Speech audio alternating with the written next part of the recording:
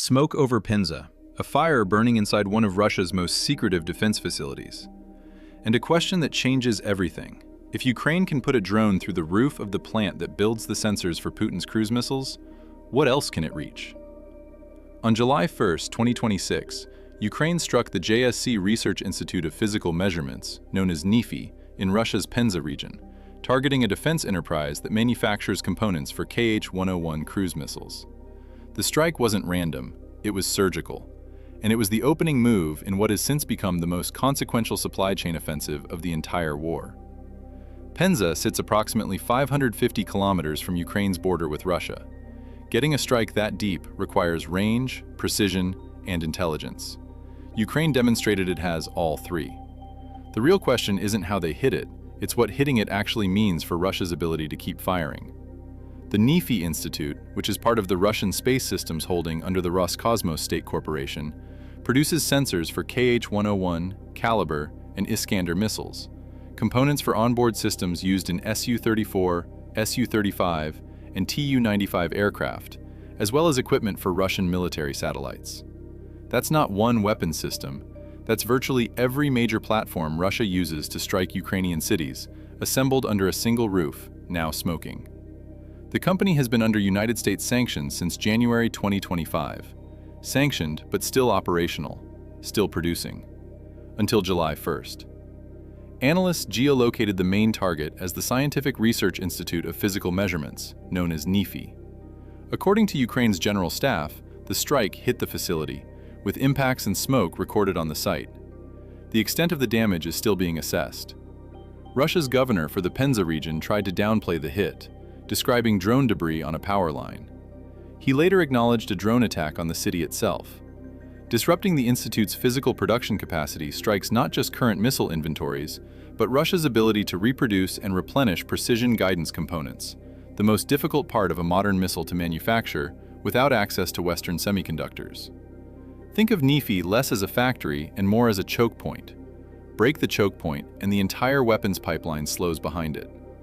Russia's missiles run on thousands of small, hard-to-replace parts, sensors, chips, and antennas, many still slipping past export controls through foreign suppliers and a shrinking pool of domestic plants.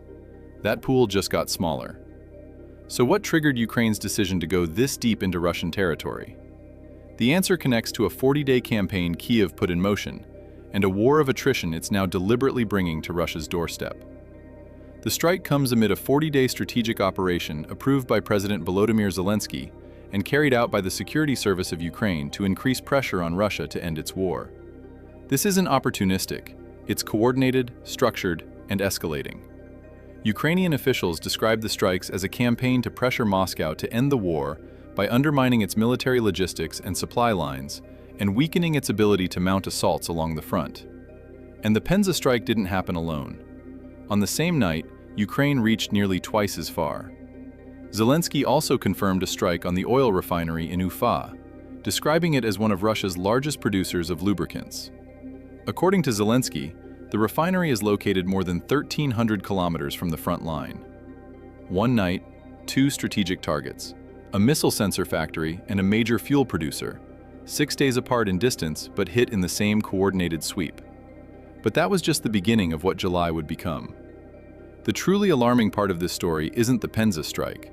It's what came 5 days later, when Ukraine turned its sights on a target the size of a small city. Gazprom's Omsk oil refinery, approximately 2,445 kilometers from Ukrainian-controlled territory, the largest refinery in Russia, was struck by Ukrainian drones on July 6. Critical parts of the refinery, such as the primary oil refining unit, took direct hits, causing a halt in production. The refinery, which accounts for an estimated 12% of Russia's total refining output, subsequently ceased all processing operations. 12%, gone overnight. According to reports, the attack damaged the CDU-10 crude distillation unit, which accounts for about 38% of the refinery's processing capacity, or 24,580 metric tons of crude per day. After the attack, Omsk's largest gas station chain suspended gasoline sales to private customers, allowing only vehicles belonging to organizations with fuel cards to refuel. Gasoline sales to individuals were halted at all 53 stations in that chain, with fuel price boards displaying zeros instead of prices, forcing motorists arriving at the stations to turn away. This is what a supply chain collapse looks like from street level, not a battlefield report. A zero on a gas station board, a driver turning away empty. The Omsk facility was the sixth major Russian oil refinery to partially or fully shut down since the start of June alone, as Ukraine's campaign against the Russian oil industry has seen almost every major refinery across the country targeted by Ukraine's long-range drones.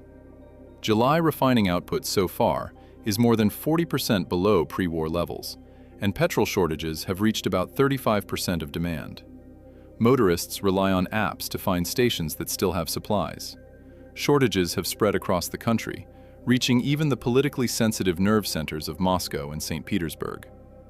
Long-range drone attacks have knocked out up to 25% of Russia's refining capacity, creating fuel rationing across all 83 regions and adding new pressure to global oil prices.